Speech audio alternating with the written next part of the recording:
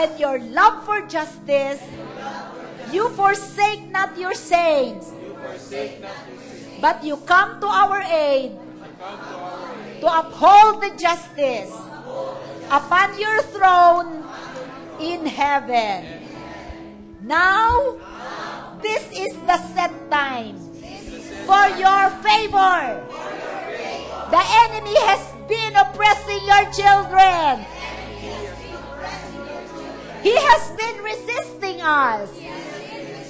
But now, Lord, we call upon you to dismantle everything that is out of line with heaven's government in our lives. Hear our cry. Oh Lord, be gracious and hear us. Restore justice and judgment in all our situations. For you love righteousness and hate wickedness. Bring your righteous judgment upon our adversary and against that he is doing.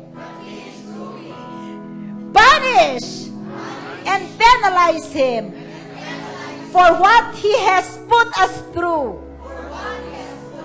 Every suffering, every humiliation, every shame, every embarrassment, every loss, every entrapment, every sickness, and every attack of the devil. He is the perpetrator. He is beyond all injustices. And I pray in the name of Jesus, deal with him and deliver us out of every affliction. Restore to us everything he has stolen from us. And our ancestors, everything delayed, bring it forth now.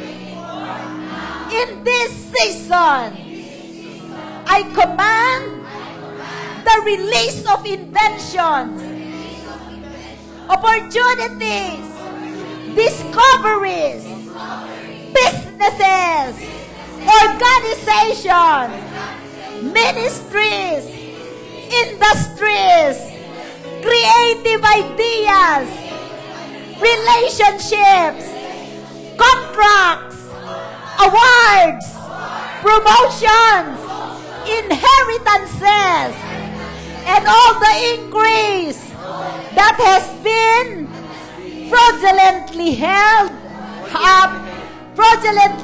up, misdirected, sabotaged, blocked, stolen, and destroyed. Execute your vengeance against this enemy speedily, and bring to us the full recompense that is due to us as redeemed heirs of God and joint heirs with Christ, that we may advance your kingdom in all of the earth.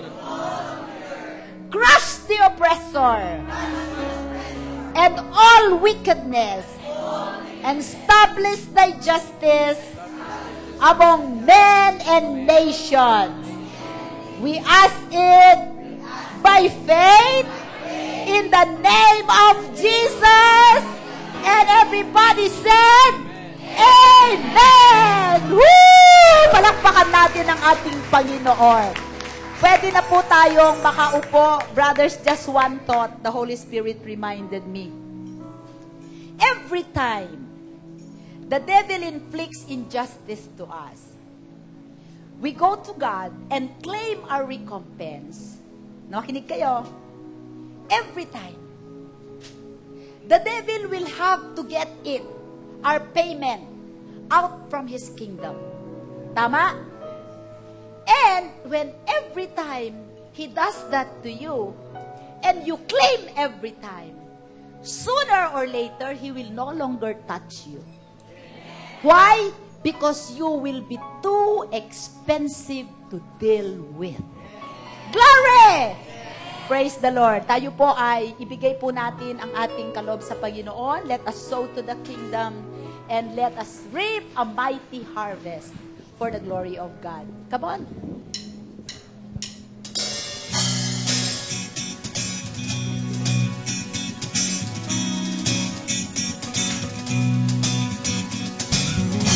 You know that I love you. You know that I want to know you so much more than I have before. These words are from my heart. These words are not made up. I will live for you. I am devoted to you. King of majesty, I have one desire, just to be with you, my Lord. Just to be with you, my Lord.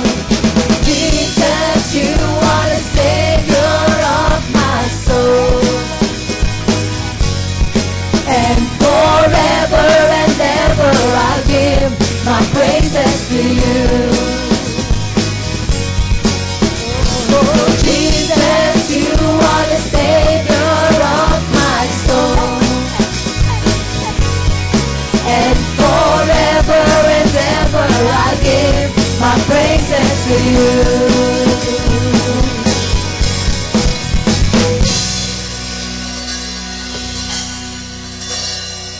Meron bang, I will declare today that all the seeds here are seeds for our recompense. Amen. Sipin ninyo yung utang. Sabi ng Panginoon, the people, the Gentiles know my works, but you, my people, you know my ways. And the ways of the Lord is, God is timeless. Pati yung mga ninakaw sa mga ninuno natin, i-claim natin ngayon. Because these are our inheritance. Amen? So tayo po ay manalangin. Hallelujah. Thank you, Lord, for your word. Oh, Holy Spirit, we adore you. We thank you that you will execute judgment against our enemies. Father, in the name of Jesus, we lift up to you this gift, these seeds, Lord. Ito po ay binhi ng aming mga kiniklaim na kabayaran, ng walang katarungan, ng injustices, ng abuses, ng pagnanakaw na ginawa sa amin ng dyablo mula pa noong unang panahon, Panginoon. And we thank you, Father, that you have monitored it and that you have kept a record of it. And in the name of Jesus, as the church, we exercise our right in the name of Jesus as your children. And we come to the justice court, to the justice, the Supreme Court of Heaven, who will give us justice today. Salamat po, pagpalain mo. Father, sanctify these gifts that it will only be used for the advancement of your kingdom. We give you praise for it, O God. We expect a mighty, mighty payback and harvest today. In Jesus' name, amen. Praise the Lord.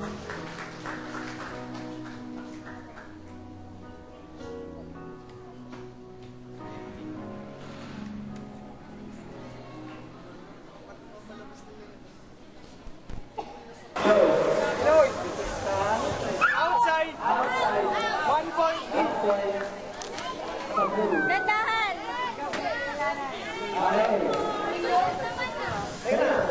Ready?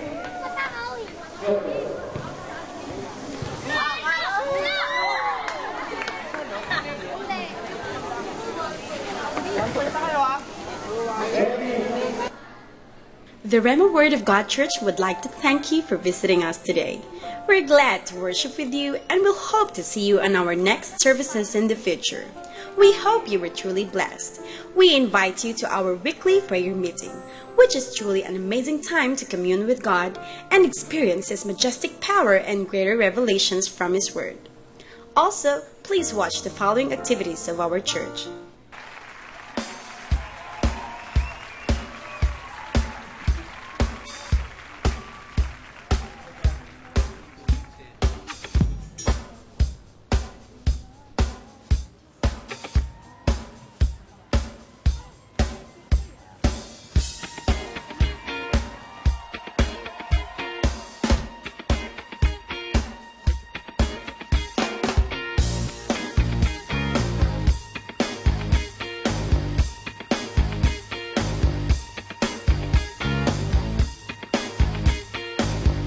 We are so excited for this one-of-a-kind event of the year, so don't miss it. For registration and inquiries, please see Brother Chris or Marlon, or call us on 0922-872-7050. See you all on June 8th. There are many ways to connect with us. Why don't you like us on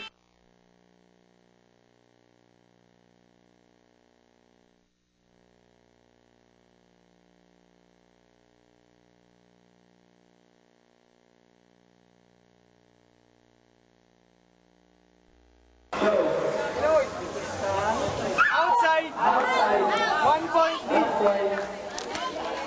Dandahan!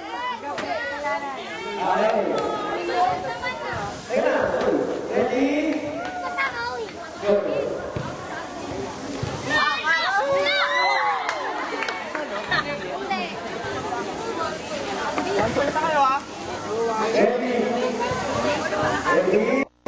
Wala tayong mababagsak. Ano ba mga si Melody?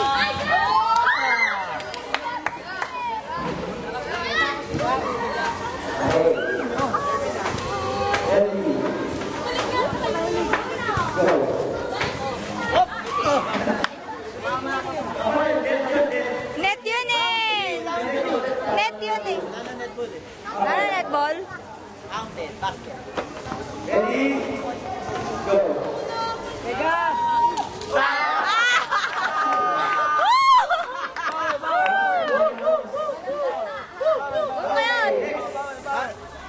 Parang galit na galit, babawi oh. Parang galit na galit, babawi oh.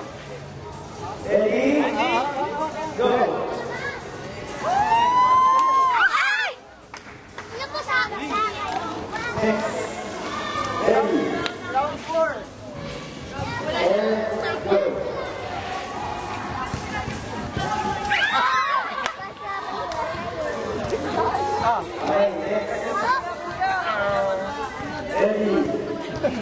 Ilipot mabasay.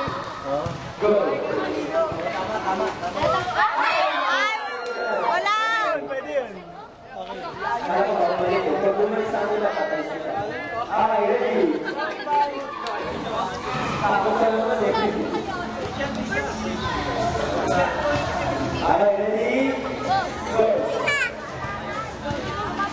Oh! Tama dyan mo. Balik mo sa bahay. Balik mo sa bahay.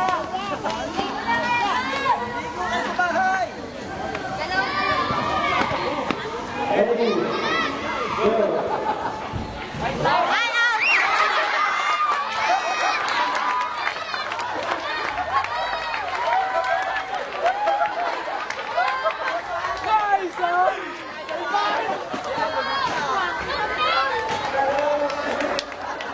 Heads up. Heads up, heads up, heads up. Hello? Sige. Yung kabuuan po ng video, papakita na lang namin mamaya hapon. Hindi umabot yung download eh. Tagal ng internet. Tapos, pero ipopost namin mamaya sa Facebook and then pictures ipopost rin namin sa Facebook. Ngayon, yung mga announcement lang, short announcement, yung mga sasali or mga may intention sumali sa Battle of the Bands, pwede mag-stay para makapag-usap-usap tayo kung paano yung magiging arrangements natin. Yung mga, kahit yung mga hindi pa nag-submit o yung mga nag-iisip na sumali para ma-clarify yung mga questions nyo or yung mga concerns nyo, please stay for a while para mapag-usapan natin nila Kuya Chris at Kuya Mick. Okay? Thank you po. Meron po tayong announcement. Ang mga cell group leaders po, may meeting po, maiwan po sandali, yung mga cell group leaders. Regarding po ito sa ating co-op. And then, ang Rema Word of God Church Foundation po ay naghahanap po ng mga recipient ng Sagip Eskwela. So, kung maaari lang po, maghanap po tayo ng mga applicants para syempre po, meron na po tayong mga mag-sponsor para po dun sa mga Sagip Eskwela recipients. So, saka po yung mga sino po rito yung mga nakapag-file na ng membership sa co-op? Taas ng kamay. So, lahat po ng mga hindi pa nakakapag-fill up ng membership, mag-fill up na po kayo ngayon. Kasi po, pwede na po tayong mag-loan. Ang ating maximum muna